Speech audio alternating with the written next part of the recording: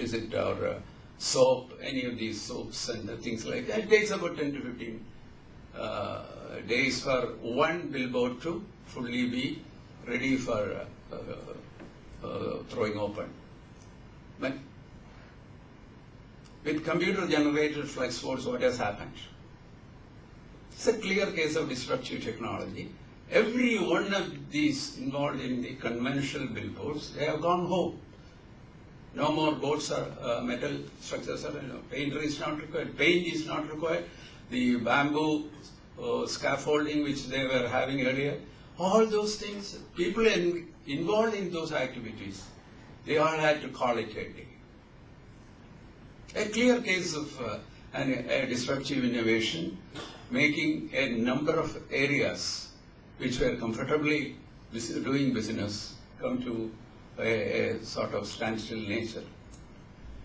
Computer C, tablets, iPad, what are they doing now?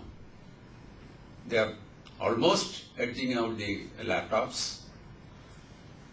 This laptop may not be there after 2-3 years. I have seen in many factories, people move around with the iPad or the Samsung tablet. And the main desktop is already on its way out. The handy, less power hungry, cute notebook computers do not need UPS. Here also another very interesting thing happened. The UPS industry, which was supporting the desktop, that is on its way out because the laptop doesn't need a UPS. And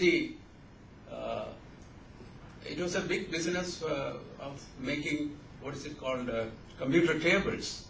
A lot of people are engaged in making computer tables and supplying. Computer table is no more required. It's a laptop which can sit on the lap. And LCD monitors. The conventional monitors have been replaced. CRT monitors which consume a lot of energy, cumbersome, and with a reduced life and all that. That has been edged out with the LCD monitors, which is forming part of it. In data domain, a similar thing has happened. CDs, they, of course, first they displaced VHS tapes. No more tape drives are there to see movies. And DVDs came. Blu-ray is the recent one. And flash and solid-state memories are trying to see whether they can replace the hard disk drives in the laptops or this. But all these storage mediums are, in fact, getting disruptive attacks from an entirely different technology content. Online delivery of movies, music, and other contents. None of these things are required. You don't need a flash, you don't need a CD, DVD, Blu-ray. None of these things are required. It's going to be a world where you will be always connected through the internet. And whatever you want, you just get it into your mobile phone or into your laptop or pad. So, if somebody has set up a factory to make it Blu-ray, he may find it difficult to continue. That is the technology about which when you referred. I was thinking of this as somebody who has spent a lot of money, identified it as a wonderful business opportunity. He has put up a factory. I'm sad that it is not going to be of any value. Very, very short life. Smartphones. Cell phone industry is encroaching into service areas now handled by credit card industry. Payment through mobile. Plastic credit cards may not be there. You will only have the mobile. It will carry every detail of this thing. Mobiles as medium for air train tickets, no more paper tickets. My travel back from here is through a SMS I received from here. My PNR is there and I can just show it and get into the train. Standalone cameras are giving way to mobiles with the cameras built in. So an independent camera may not be required. If somebody is just making, so what has happened to our Kodak people? Film industry has been, the chemical industry which was making films, that has been closed down. Finally, smartphones are likely to make tablets and laptops run for their life. That is another interesting thing. Desktop, laptop, tablet, and here the small device which you and I carry in our pockets, smartphones. It is reaching into all other areas. So, disruptive innovations, it is a threat. We have to accept that. We cannot wish it away, we cannot close our eyes to it. No area of human activity is immune to disruptive innovations. It will come from, as a bolt from the blue. Even the government should be cautious. We are talking of government investments. They should also be cautious when they decide that we will set up such and such factory with the taxpayers' money. Probably, if they are not careful, if they are not looking for disruptive innovations in the horizon or getting ready in some lab in some part of the world, they'll be putting up a plant and finally it may not take off. It has happened in Kerala, I know. Some company, a private entrepreneur with the government KSIDC support was trying to set up a floppy disk drive unit in Palgada somewhere, years back, some 20, 25 years. I happened to watch it. He was ready with a, I think, 5¼ range floppy drive manufacturing unit. But by the time he was ready with the 5¼ range, the whole scenario changed and they came with a 3½ drive. You cannot change your production facility to make it because it's totally different approach it was. And the factory did not take off. It has happened in Kerala. I have seen that happening some years back. All entrepreneurs have to diligently scan the horizon for possible disruptive trends. For the startups, why it is important? See, biggies, they have a problem. They are very difficult to change their patterns. They have their production facilities set up. Everything is there well set. If a new technology is to be introduced into their, it cannot be easily dovetailed into their existing production ecosystem. It cannot be done. What some people have done is to go for an independent organization and exclusively make it do a new technology, product or service or whatever it is. That's possible. But when it comes to startups or new entrepreneurs, it's a golden opportunity. Industry leaders are well organized to handle sustaining technologies because they have the product which has been running well for years. Higher margins from their better products sold to leading edge customers. That is what they do comfortably. Startups generally lack resources, but they can better address small markets and operate at low margins, braving the limitations of many disruptive innovations. Once accepted by the market, then sky is the limit, as shown by many startups. You are seeing the startups, how they have grown there, as we heard in the inaugural session. Some of the startups have come to the Fortune 500 level, in the first 100 level. It's all because of the convenience and the way in which they could start with the latest in technology, which they found as going to be the future. So finally, disruptive innovation should not be seen as an insurmountable threat for the startups or even for the existing large manufacturers or businesses. It should not be seen as a threat. They could be change agents for industry leaders if it is conveniently or comfortably brought into their activity areas. or it could be enablers for new entrepreneurs. For new entrepreneurs, innovative, these disruptive innovations are definitely a boon. So I look forward to hear success stories based on disruptive innovations from the entrepreneurs who are assembled here as part of the TRACK. Thank you. So 10 to 15 minutes we can take for the Q&A, and I believe we've just heard three very interesting sessions. As far as I can see, there are many ideas coming out of it, but I think I will leave it to you to ask the questions, and then I may sum up if there is enough time.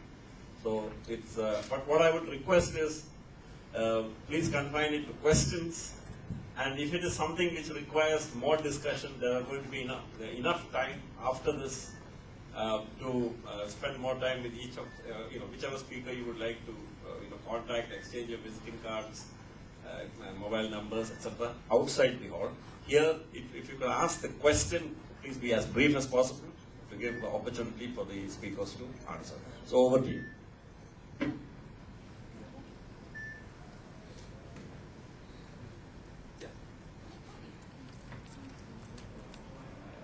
I have a question to Dr. Suresh. This is particularly regarding the certification requirements for medical electronics devices for the Indian market. What are the certifications required?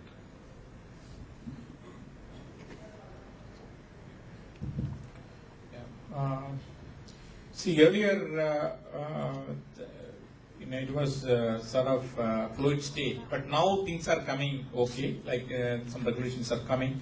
Earlier, if your equipment is having CE certification, that was supposed to be okay, like doctors also allow you to take it for the patient trials.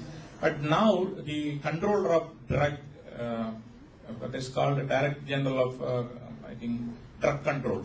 1 month back, they have set up some, some specific routes. So we need to get an approval from them. So there are some list of documents to be submitted. So even, I understand, even for patient trials, if you want to use, you need to apply initially and get an approval. So earlier it was applicable only for drug and things like that, but now in India, they have implemented, 1 month back I have heard, like even for medical equipment, you need to get an approval from them. It's a format to apply, and they may ask for more clinical trial results and things like that. If I may just add to that, since we are associated with the Bureau of Indian Standards and also the Drugs Controller General of India discusses with us also about this. The basic situation in India is that we have a Drugs Control Act, a Central Drugs Control Statute, which governs the manufacturing of all products classified as drugs. We do not yet have a legislation which governs the manufacture of medical devices. Non-pharmaceutical medical devices, there is no legislation. Right now there is a draft legislation which has been prepared by an expert committee. It was earlier called the Medical Device Regulation Act. I think the name has been changed. It's a very good draft which is based on the European legislation and not the US FDA, which is supposed to be a very troublesome piece of legislation which is hampering American innovation actually at this stage. So it has yet become the law, and so today, to answer your question, there is some ambiguity about this.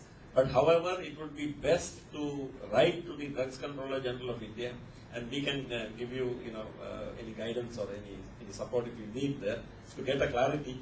The statute is not clear right now. We are in a transition phase. Yes. And for DCGA approval, should we go for all 4 phases of clinical trials? Or? Yeah, that depends. Yeah, I think even for the initial trials, I think we need to get approval. That's what I understand now. So, but once that is done with the patient data and all, you can again go for certificate. So do we have to go up to phase 4 or phase 3 will be enough? Yeah, phase 3 will be enough. That also it is good to get a clarification. Our experience over 25 years of dealing with this field is that because devices have not been, properly regulated, and the regulatory authorities are not very conversant with devices. The Drugs Controller General of India office has got a lot of familiarity and expertise in pharmaceutical products. Non-pharmaceutical medical products, and especially engineering products, their expertise is very, very low. And they have to rely on, say, IITs and outside agencies to try to get something. So, because of that, there is ambiguity. We hope that within the next year or two, this ambiguity will be removed once and for all when the new legislation comes into place, and we'll have a Medical Devices Regulation Act.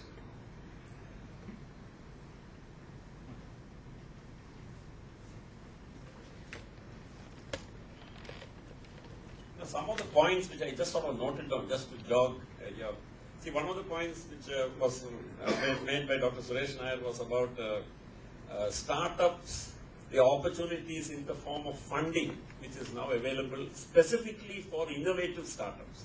Now, this is very interesting. This is almost like without any strings attached kind of funding which comes from different parts of the Government of India, like the Department of Science and Technology, DSIR, and DB, Department of Biotechnology.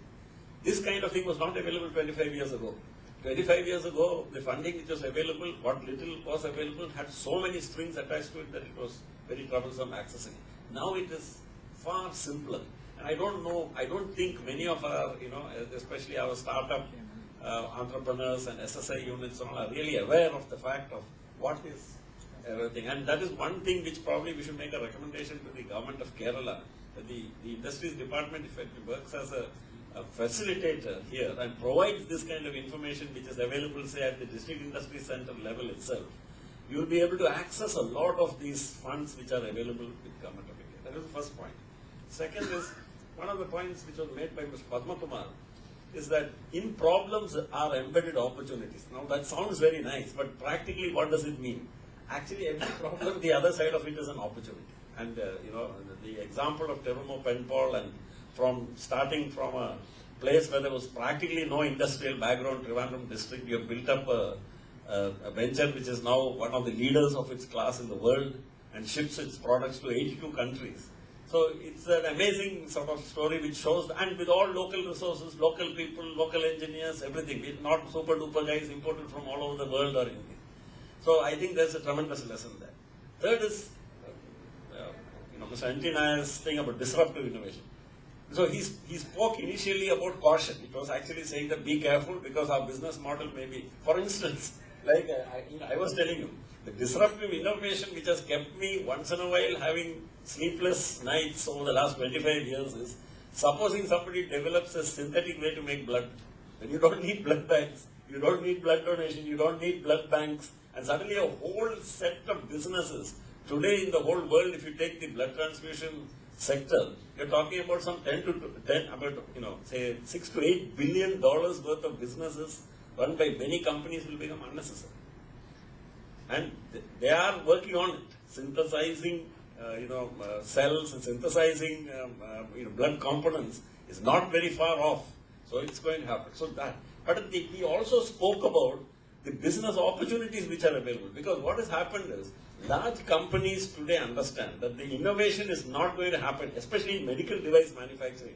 Unlike pharmaceutical research requires big bucks, huge investments. That you will discover a new molecule only if you have put and validate it and go through phase 1, 2, 3, 4 clinical trials, only after spending, say, about $100 million at the minimum. But medical device manufacturing is different. Medical device manufacturing is literally like tinkering. You tinker with something. It's all architecture. You're using existing technologies, existing products for probably a different application. Something small which is added. So the investment required or the resource requirements are not there. You need ideas. Which is why it's very interesting. In America, the world's largest medical device manufacturing company is Johnson & Johnson, which is a giant, $60 billion giant. But how Johnson & Johnson really works is, I don't think they've spent too much money they must be having their R&D centers, but they don't spend billions of dollars on that. What they do is they watch all the universities and they watch what happens in the technology departments there. And they will fund these startups with generous, no strings attached loans. I mean, not loans, sorry, grants they will give them. Say they need $100,000 $500,000, all that is given. And then they will watch as it grows. And then they will make the promoter an offer he cannot refuse after some time. He will be very happy. Any promoter wants to cash in on, on the sweat equity and get out. So there is a very nice food chain which has developed in the sort of, you can say, business ecosystem in the medical device industry, where precisely because of the disruptive innovation, an opportunity, a space has opened up for small, innovative, startup ventures. Because the big companies need us, need these kind of ventures. So these are some of the ideas which I'm sure, which have been thrown up in today's discussion, which would give a lot of food for thought. And the contacts and the coordinates of all the speakers here are available from the TIE office. I encourage all of you to even use the meal sessions in TICON meetings are called networking sessions. So those are the opportunities to really, strike up contacts, exchange visiting cards, etc. Final point which I want to make, please interrupt me if there are any questions, because I'm not trying to wind it up, I'm just noticing. Yes, please. I just want to know how much of venture capital or risk capital goes towards manufacturing companies, because most of them are confined to the technology space. I think it's a very good point which you've raised, and I think generally, I mean this is probably true in most parts, not only in India. It's also true in most parts of the world. One of the problems, which is why TIE Kerala, one of the objectives is that we are using this TICON to raise money to start a startup, fund where to support such, we get somebody who comes along saying that to make a prototype, I need 2 lakhs. There is no mechanism today available to give that 2 lakhs to them. Now in the West, what happened was, like especially in the US, in that ecosystem, the angel financiers came forward. People who were saying, they no strings attached. They just said, you take $100,000, we'll see what happens. We'll have this conversation again 6 months later. It's not like a VC investment, which comes with a lot of conditionalities and things like that. So manufacturing definitely has not received attention. The sad part of it is, in India and Kerala, manufacturing is treated as if it is, in the discussions also people talk about as if that phase is over. Now they are all talking about service economy. Now, I'm really concerned at this kind of thing, because no economy has grown. No economy in the world has grown unless it is on a manufacturing base. And the jobs which have to be created for, especially our school leavers and all. See, everybody cannot get a job in a technology company. For that you need a graduate degree in engineering and computer science applications and all that. What about the school leavers? The people who go into vocational institute? You need manufacturing to get. So you're right, absolutely right. But I think something is slowly happening.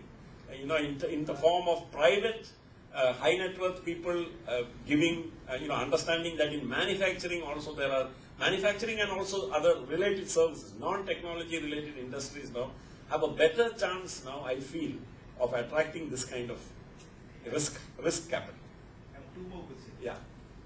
You think positioning of your factory in Trivandrum was good, in fact, in the sense like you did not attract much attention so much that you would have a lot of people following you.